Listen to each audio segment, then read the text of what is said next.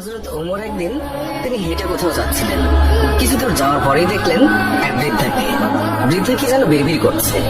হযরত ওমর তার কাছে গেলেন, তার খোঁজ খবর নিলেন, জিজ্ঞাসা করলেন, আচ্ছা বুড়িমা, খলিফা ওমর সম্পর্কে তোমার ধারণা কি?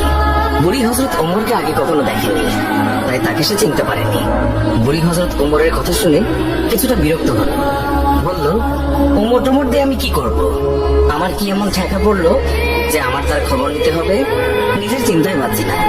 বুড়ির কথাই ছিল রাগ আর অসন্তোষের ছাপ। হযরত ওমর আবার তাকে জিজ্ঞাসা করলেন, বুড়িমা, ওমরের উপর তোমার এত রাগ কেন? বুড়ি চেঁচিয়ে জবাব দেয়, রাগ হবে না কেন? এই দেশে খলিফা হয়েছে, তো আমায় কি একটা পয়সা দিয়েছে? নাকি কোনোদিন আমার খোঁজ খবর নিয়েছে যে আমি কি হালতে আছি? ও মানুষ না। হযরত ওমর বুড়ির কথা শুনে বড়ই চিন্তিত হলেন। ঠিকই তো, আমি তো তার তেমন খোঁজ খবর নিতে পারিনি। তিনি কিছুটা নরম হয়ে বুড়িকে আবার জিজ্ঞাসা করলেন, আচ্ছা, তুমি কি অবস্থায় আছো ওমর কি করে জানবে? তুমি গিয়ে ওমরকে সব জানিয়ে আসলেই তো পারতে। বুড়ি জবাব দেয়, কেন? আমি জানাতে যাবো কেন? ওমরই তো আমিরুল মুমিনিন, সেই তো সবার খোঁজ খবর নেবে, আর এই জন্য রাষ্ট্রের দায়িত্ব গ্রহণ করেছে। রুক্ষ হেসে বৃদ্ধা জবাব দিল। হযরত ওমর শান্তভাবে আবারও বললেন, আচ্ছা, ওমর খলিফা হওয়ার পর তুমি যে কষ্ট পেয়েছ, সেই কষ্টের বিনিময়ে তুমি কত টাকা পেলে ওমরকে মাফ করে দেবে? বৃদ্ধার সাথে এইসব কথা চলছে। এমন সময় হযরত আলী এবং আব্দুল্লাহ ইবনে মাসউদ রাদিয়াল্লাহু তাআলা আনহু তারা এসে হাজির হলেন। তারা হয়তো কোথাও যাচ্ছিলেন। এসে সালাম দিলেন, আসসালামু আলাইকুম ইয়া আমিরুল মুমিনিন। আগন্তুক দুই ব্যক্তির মুখে আমিরুল মুমিনিন শব্দ শুনে বৃদ্ধা তাজ্জব হয়ে গেল। সে ভয়ে কাঁপতে লাগলো আর ভাবতে লাগলো যে ওমরের সামনে থেকে এত গালমন্দ করেছে। দারুণ অনুতপ্ত হলো বুড়ি।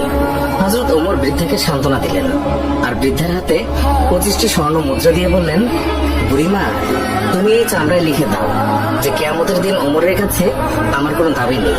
বৃদ্ধা তখন তাই করলো। চামড়ার উপরে তা লিখে দিল বৃদ্ধা, আর হযরত আলী রাদিয়াল্লাহু তাআলা আনহু সাক্ষী হিসেবে তার উপরে দস্তখত করলেন। হযরত ওমর রাদিয়াল্লাহু তাআলা আনহু মুহাম্মদ রাসূলুল্লাহ সাল্লাল্লাহু আলাইহি ওয়াসাল্লামকে অনুসরণ করে তালি লাগানো জামা পরতেন। যখন তিনি মুসলমানদের প্রাণকেন্দ্র বায়তুল মুকাদ্দাস জয় করার জন্য বের হচ্ছিলেন, সেই সময় তার পরিহিত জামায় 17টি তালি লাগানো ছিল। যখন তিনি তালিযুক্ত জামা পরিহিত অবস্থায় জেরুজালেমের উদ্দেশ্যে রওনা হয়েছিলেন, সাহাবাদের মধ্যে থেকে কেউ একজন হযরত আলী রাদিয়াল্লাহু তাআলা আনহুকে বললেন, ইয়া আলী, হযরত ওমর রাদিয়াল্লাহু তাআলা আনহুকে বলুন অন্তত আজকের দিনে তালিযুক্ত কাপড় খুলে একটু ভালো কাপড় পরিধান করার জন্য, কারণ তিনি ইহুদি খ্রিস্টানদের দেশে যাচ্ছেন। তারা হয়তো আমিরুল মুমিনিনকে দেখে বিরূপ মন্তব্য করতে পারে।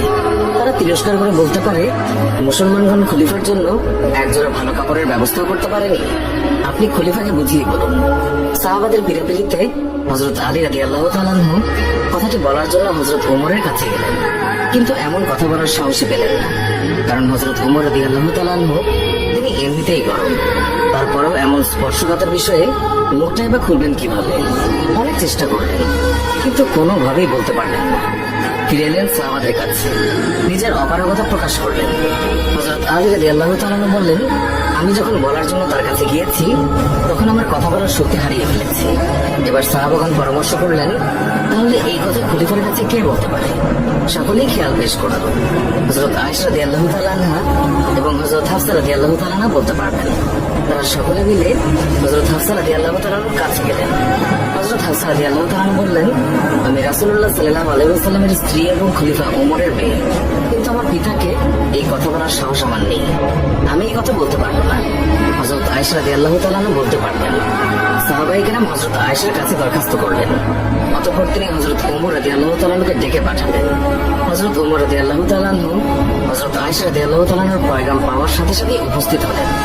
ভারত উপমহাদেশের বিখ্যাত হাদিস বিশারদ শাহ ওয়ালিউল্লাহ হাদিসে দেওলভী একটি গ্রন্থে লিখেছেন যে হযরত ওমর রাদিয়াল্লাহু তাআলা আনহু আম্মাজান আয়েশা রাদিয়াল্লাহু তাআলা আনহার সামনে দোজানো হয়ে তিনি বসে পড়েন। আয়েশা রাদিয়াল্লাহু তাআলা আনহা বললেন, আমিরুল মুমিনিন, আপনি যেহেতু খ্রিস্টানদের রাজ্যে যাচ্ছেন, এই জন্য আপাতত এই তালিযুক্ত জামা পরিবর্তন করে অন্য একটি ভালো জামা পরিধান করুন। আম্মাজান আয়েশা রাদিয়াল্লাহু তাআলা আনহার কথা শেষ হতে না হতেই খলিফাতুল মুমিনিন কেঁদে ফেললেন। আয়েশাকে বললেন, আম্মা, আপনি কি আমাকে রাসূলুল্লাহ সাল্লাল্লাহু আলাইহি ওয়াসাল্লাম থেকে দূরে সরিয়ে রাখতে চাচ্ছেন? আপনার কি রাসূলের সাথে কাটানো দিনগুলোর কথা মনে নেই, যে দিনের পর দিন নবীজি সাল্লাল্লাহু আলাইহি ওয়াসাল্লাম উপবাস থেকেছেন। 3 দিন পর্যন্ত নবীজি সাল্লাল্লাহু আলাইহি ওয়াসাল্লামের চুলায় আগুন জ্বলেনি। এ আয়েশা, আপনার কি সেই দিনগুলোর কথা মনে নেই যে নবীজি সাল্লাল্লাহু আলাইহি ওয়াসাল্লাম তালিযুক্ত কাপড় পরিধান করেছেন? আম্মা জান, ওমরের ছেঁড়া ফাটা তালিযুক্ত পোশাক পরে যে স্বাদ অনুভব করে তা বোঝানো সম্ভব নয়। ওমর আর অন্য কিছুতে এমন স্বাদ অনুভব করে না। সিরাতের কিতাব সমূহে লিপিবদ্ধ হয়েছে যে খলিফা হযরত ওমর রাদিয়াল্লাহু তাআলা আনহু যখন রাসূলুল্লাহ সাল্লাল্লাহু আলাইহি ওয়াসাল্লামের অসহায়তার কথা আলোচনা করছিলেন, তখন হযরত আয়েশা এবং হাফসা দুইজনেই অঝরে কাঁদছিলেন। অতঃপর খলিফাতুল মুমিনিন হযরত ওমর রাদিয়াল্লাহু তাআলা আনহু তালিযুক্ত কাপড় পরিধান করেই মুসলমানদের প্রাণকেন্দ্র বাইতুল মুকাদ্দাস বিজয় করার জন্য বের হলেন।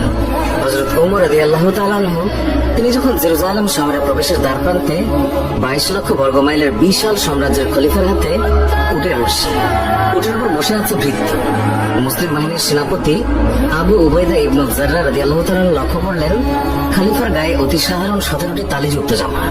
উটের রশি ধরে টানছেন মুসলিম বিশ্বের খলিফা, আর ভৃত্য বসে আছে সেই উটের উপর। এটা দেখে রোমানরা কি মনে করবে?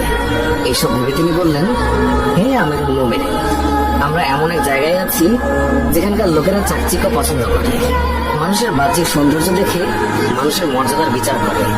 তাই আপনি যদি একটু ভালো পোশাক পরতেন তাহলে তা কতই না উত্তম হতো। হযরত ওমর রাদিয়াল্লাহু তাআলা আনহু আবু উবাইদা ইবনে জাররার কথায় রেগে গেলেন, তার বুকে আঘাত করলেন আর বললেন, আমি তোমার পক্ষ থেকে এই কথাগুলো আশা করিনি।